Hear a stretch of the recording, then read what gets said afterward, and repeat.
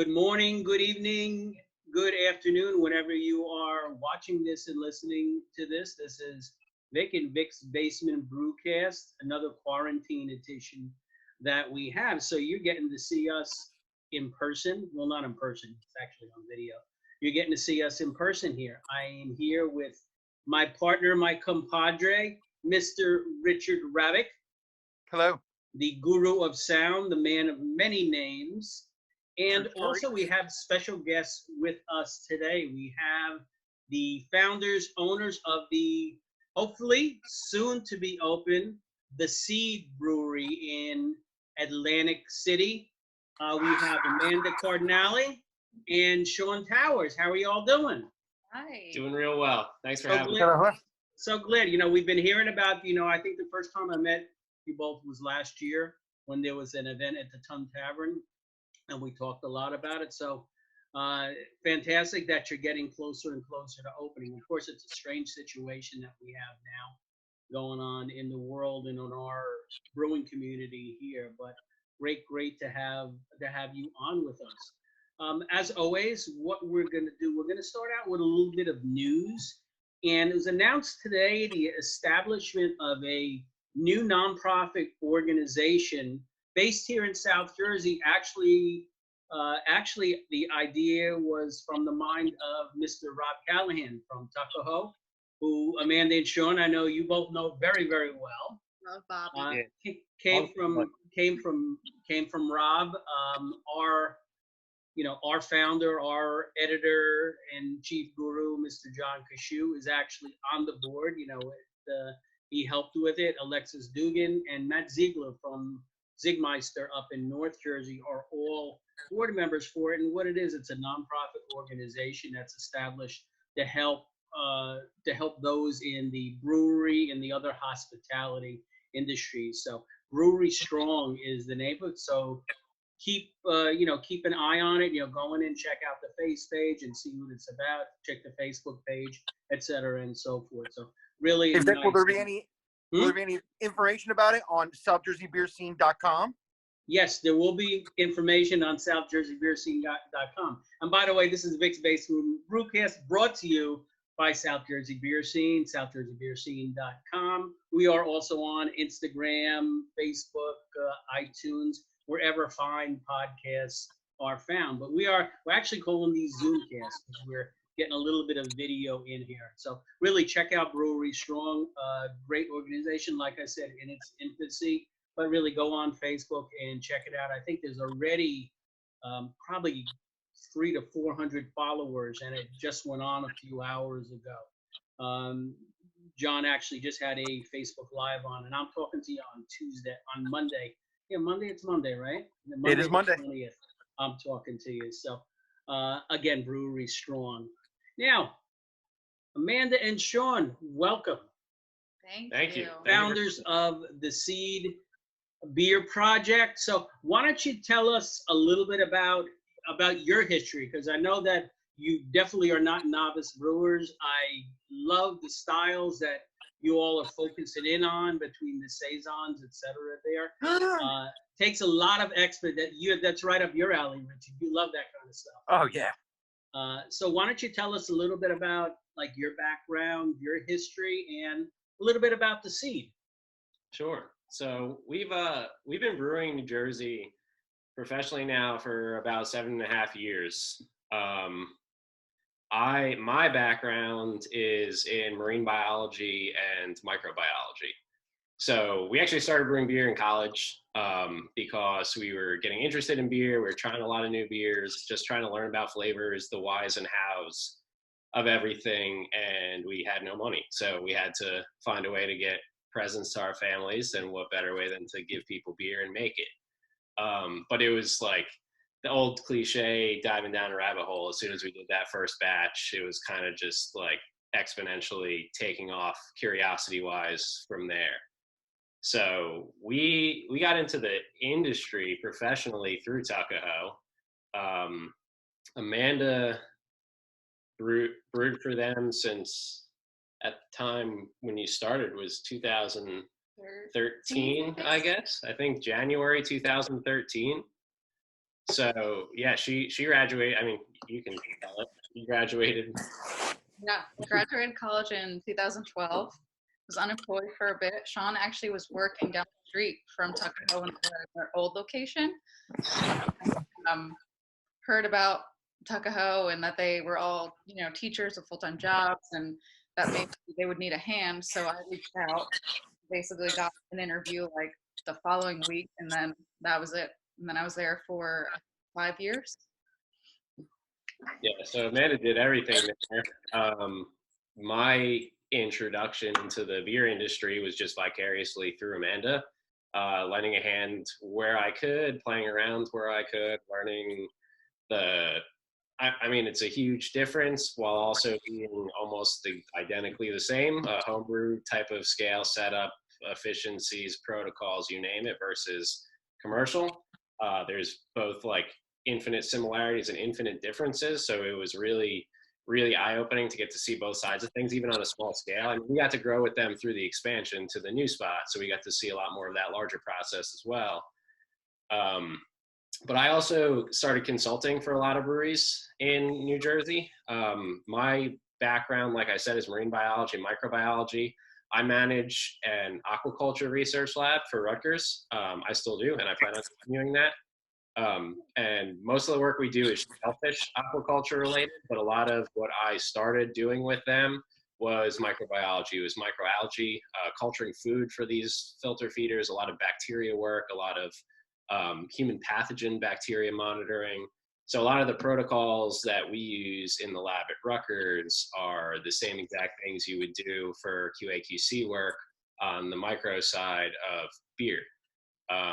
This is tangent that I'm sure we could talk about later, but kind of part of the big reason we call the project we're doing right now a living beer project and not necessarily the seed brewing company or the seed brewery, because it really is exactly that to us, both from like a larger ethos standpoint and the type of beers we like to make and the kind of growth we would hope the beers would make. And also a little nod to the fact that there is or can be such a living thing. We hate to look at it as this static, dead item in a glass that you drink and you're done with. There's so much yeast work, bacteria work that went into getting that into your glass, and most of our beers continue that through packaging. A lot of natural carbonation, natural conditioning, live yeast and bacteria in the beer. So it was trying to kind of playing a big nod towards that. So we got a lot of exposure to what Tuckahoe was doing and what they allowed us to play with, and I got a lot of exposure with some of the other breweries and some of the kind of QC work that they weren't able to keep up with, or they didn't have the equipment or time or skill sets or staff to do it. I would take some samples, I'd run stuff for contamination, get to look at what they're doing, have some back and forth, some conversations, and a whole lot else went on in 7 years that basically got us to the point where we realized our huge passion and focus was in these kind of Northern French, Southern Belgian inspired farmhouse beers. We really eventually came to the conclusion that the only way we were able to dive into our kind of beer journey the way we wanted to was to open up our own spot basically and have control over every last detail of that. And here we are, trying to get this place open and get it off the ground. Now, let me take you back to when you started brewing when you were in college.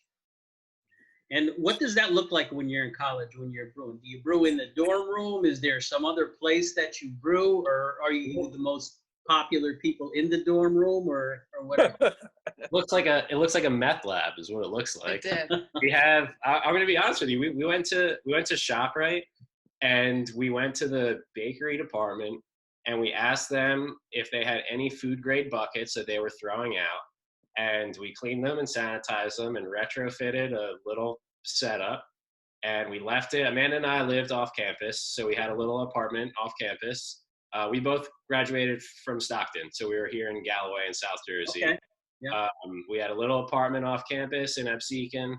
And we had a lot of issues with that apartment, a lot of leaks, a lot of water damage. So facilities people were always coming in, and we had to leave notes on our brewery setup saying like, please don't touch this, A, and B, please know that we're not doing anything illegal. Like, it's beer, It's just beer. just leave it. So it was buckets on a tabletop. Mhm. It's I mean, in a strange way, it's kind of like philosophy, for lack of a better term, that we carry through even to the new space that we're setting up. We're very big proponents of like, you can get a lot accomplished without a lot of high tech equipment. Mm-hmm. So there's home brewers without a lick of fancy expensive equipment that are probably making some of the best beer out there. Mm-hmm. And then there's obviously the other side of the spectrum too, of people that just buy whatever they need and still make beautiful, amazing beer. But Mm-hmm.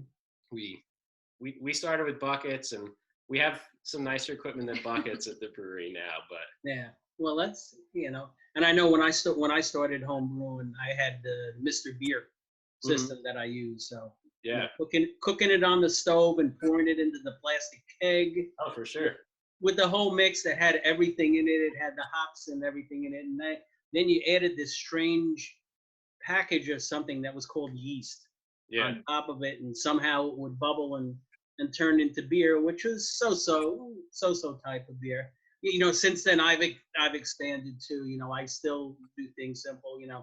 Right now I have a big stainless steel chronicle that I use for my fermenting, but I'll still go back to the carboy or go back to a bucket if that's filled or has something in it.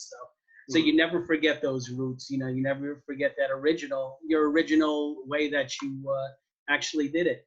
Yeah. Now, how was the transition from brewing in a small apartment to a bigger system like you did? Now, you were at Tuckahoe when it was what's currently Ludlam, that location there? Yep. Yeah. What was the transition like for you? Honestly, the system that we had, even though it was much bigger than 5 gallons, wasn't super different from homebrew. That system was so incredibly manual that it all made so much sense. Like, it wasn't a huge jump of a lot of valves and buttons and control panels. It kind of came not easily, because it was still like way different than like being in my kitchen with like a pot and a cooler, but it wasn't as crazy of a jump as it probably could have been if I went somewhere else, which I'm very thankful for. Now, is there one particular beer, like when you originally started, was there any recipe that maybe you carried over to when you went to Tuckahoe and produced it on the bigger system? I don't think so. I think most of the beers that Sean and I messed around with at home, we would do small batches at Tuckahoe and just serve them on tap in the tasting room. But I don't know if anything got scaled up. The pumpkin porter you did got That's scaled true. up at that time. But that was for them. Yeah, they had a really strong grasp on kind of like the local spots they were naming beers after and the styles that they were broadcasting. So we kind of just, well, Amanda, when she was there, she just brewed into being like a labor hand for a while and learning and brewing what the core lineup was. So like Amanda said, we started eventually doing what we called at the time our small culture series, which was literally just brewing 5 or 10 gallon batches on the Psycho Brew system, but just with a smaller pot. Okay. We would have a 6-0 or 2 that we could throw on tap and see what landed. And at that time, I mean, for us, that was like, whatever that was, 6 years ago, 5-6 years ago, when we were first starting to learn, I guess the best way to put it is some of the like alternative fermentations that we work through now. So it's really when we started playing with Brett and seeing how different fermentation can go and what maturation times could do, and just like weird little process tweaks. Late edition at that time, like switching to a hop stand, like all whirlpool hops was unheard of. Like you don't do any bittering hops. That's ridiculous. Yeah. Like I remember we did. I feel stupid now for doing it, but at the time we jumped on and did like a 0 IBU IPA just to see what it would come out with. Like brew this wort and drop it down to 155, 165 degrees for a somewhat like sub alpha ISO range hop stand, and then dry hop the crap out of it and see what it tasted like. So a lot of Wait, what did it taste like? I don't remember. I think it was. Nothing memorable.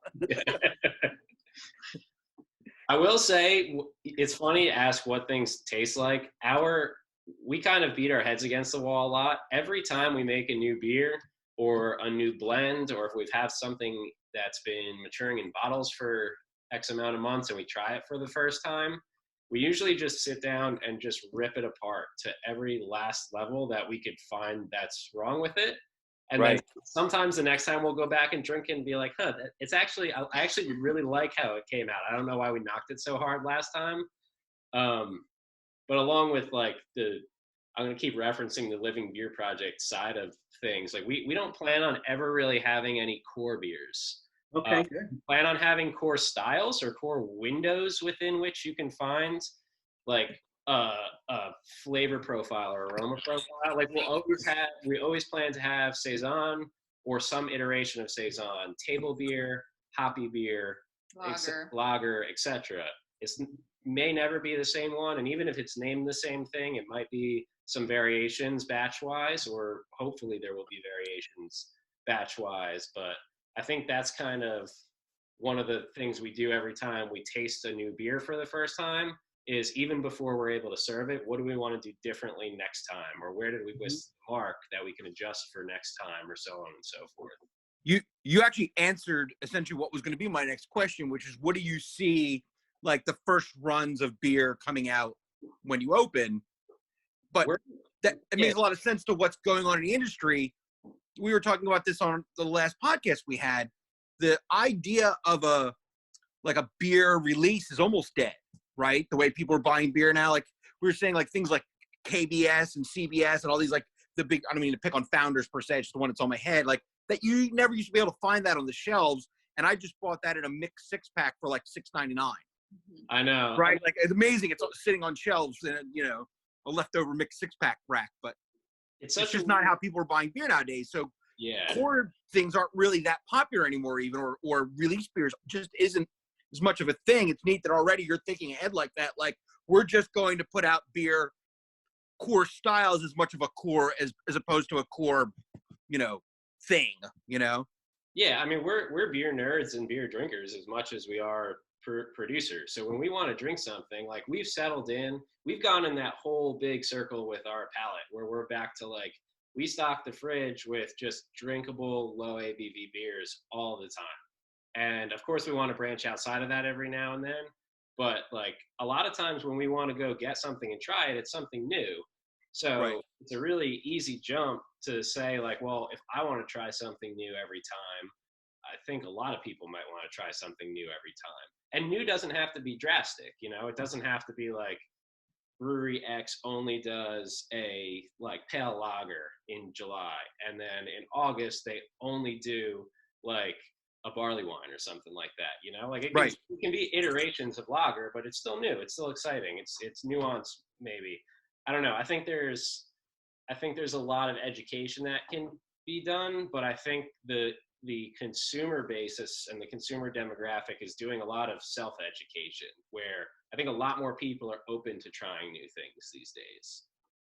I got to ask this too. Will there be a delicious sour in the mix? I'm going to say no, strictly for the reason that we really don't like calling any of our beer sour beer. And that's part of that education thing for us too. I think people that drink sours a lot know what they're looking for and know what they like. But if someone that doesn't like sour comes in and we serve them like an American interpretation of lambic, or if they came in and we served them like a kettle sour goza, they're going to be wildly different beers. So to answer, I see where you're headed. Right. To answer your question. You can name the style without calling it that. Right. Yeah, we will certainly have a large component of our portfolio that has an acid profile. A lot of that will probably be under our realm of Saison, but will be mixed ferment with LAB, with lactic acid bacteria that will have acidity at varying levels. You are quite intelligent.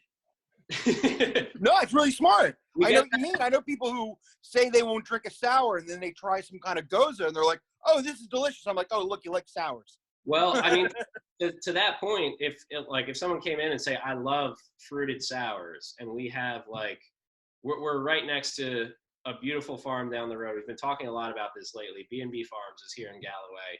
They grow a lot of really cool stuff, and the fruit that they've been growing has kind of gained more acreage on the farm over the last year or two. And strawberries is a big one, and we really want to incorporate their strawberries into a beer. Now, strawberries are pretty difficult for a lot of reasons, but my point to your statement and kind of what we're talking about right now is, like, if someone comes in and say, I like fruited sour beer typically, and we have some like weird, like really funky Brett forward saison with just a little bit of acidity and strawberries, they really might not like that at all. And in their minds, it might be these like just clean lactic acid, just fruit puree bomb that are absolutely delicious, but are kind of black and white to that beer that we have on tap that might be a fruited sour, you know? Right. Yeah. Tricky world. Speaking of beer, okay, what you, Sean and Amanda, what you're drinking looks pretty delicious. Why don't you tell us what you're drinking and give us a little description? Because I think it's your beer, right? Yeah, so right now we're drinking in collaboration a flower shared that we did with the dudes down at Ludlam Island Okay. last year. It was released last year. It was released last May. Sounds good. I don't know. I can't remember. We love the whole team down at Ludlam. They've helped us out a ton. We work with them as closely as we can. They gave me a job. They gave Amanda a job. Yeah, Amanda worked there for a while. She's still I still kind of technically hasn't quit or been fired yet. She's just on hiatus with the COVID situation. But one of the things that has really always captivated us with what they're doing is, particularly with Joey, their head brewer, where his passion with traditional German lager has lied. We love the lagers that they produce. We think they do them properly. And we wanted to find a way, we've been talking about collaborating for a while. And we wanted to find a way that we could kind of like ram our love of Saison and their love of lager headfirst into each other, but figure out a way to create a balanced, composed beer out of that. Okay. So it was actually a very strange beer that came out, a very strange process for a beer that might be overcomplicated, but kind of came out where we wanted. So I'm happy with it. We wound up brewing a very simple wort of, I think mostly Pilsner malt and a little bit of Munich. Yeah, that sounds familiar. Mostly Cascade hops. Okay. And we knocked it out warm. So we went into the fermenter at a temperature that's more conducive for Saison than for lager. It was probably about 70 or high 60s. We pitched one of our farmhouse yeast isolates, clean sack strain isolates, and it got 16 hours of free rise ferment on with only that strain. So 16 hours of ferment without any temperature control at all. Once it hit that 16-hour mark, we crashed the tank down to high 40s to like the start of a traditional lagering protocol, and gave it a little dose of oxygen and pitched their house lager strain on top of that, and then carried out their standard lagering protocol from then on. So once it actually fermented out completely and got a proper lager after that, like lagering maturation after that, we kegged half the batch and it went on draft. And the other half of that batch, we bottled and dosed with one of probably our absolute favorite yeast isolate that we always and forever will work with, a certain Brett strain that we've been playing with for years. And they were allowed to condition and mature in the bottles for about 8 months until they were released with that Brett strain. So this is the Brett version of a flower shared. Oh, very nice. See, now, Richard, wish they had them in person down in the basement for this, because I would love some of that. Yep. That sounds funky and awesome. Oh, it does sound fantastic. We've All right, got- what we're gonna do, why don't we, Richard, I think we're up for a little bit of a commercial break. We are darn close, my friend. Okay. Why don't we Yep. take a little break, and then we'll come back. We'll really dig into the seed, no pun intended. We'll dig into the seed, the Living Beer Project. You get it? Get it? I'm pretty The good. dice. You need to bury that joke, man. All right, and we'll talk some yeast, and and we'll talk some other things. So we'll be back in a few. Make sure you stay tuned.